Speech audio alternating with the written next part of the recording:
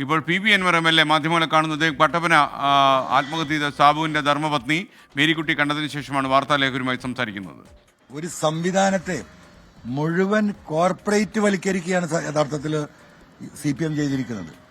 ഇവിടുത്തെ ദേശീയ ബാങ്കുകൾ അന്തർദേശീയ ബാങ്കുകളുടെ നിലവാരത്തിനപ്പുറമാണ് ഇവരുടെ ഇൻഫ്രാസ്ട്രക്ചർ.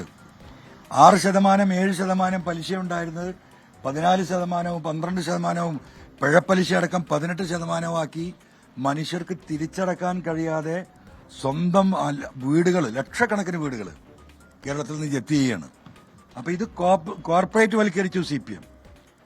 എവിടുന്നാണ് ഈ പൈസ?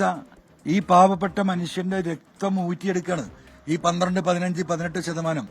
എന്നിട്ട് അവർക്ക് വലിയ കെട്ടിടങ്ങൾ, എയർ കണ്ടീഷൻ ചെയ്ത ഓഫീസ് റൂമുകൾ, വലിയ വാഹനങ്ങൾ, വലിയ TAD, അന്തർദേശീയ ബാങ്കുകൾക്ക് കൊടുക്കുന്ന ശമ്പളത്തിനേക്കാളും വലിയ ശമ്പളം പറ്റുന്ന കോപ്പറേറ്റീവ് ബാങ്കിന്റെ പ്രസിഡന്റുമാര്, സെക്രട്ടറിമാര്, ഈ ഒരു നിലവാരത്തിലേക്ക് സാധാരണ ജനങ്ങളുമായിട്ടുള്ള ബന്ധം അങ്ങോട്ട് വിച്ഛേദിച്ചിട്ട് ഈ പറയുന്ന കോർപ്പറേറ്റിസത്തിലേക്ക് മാറ്റി. അപ്പൊ എന്തായി? പണമെടുത്ത് തിരിമറി.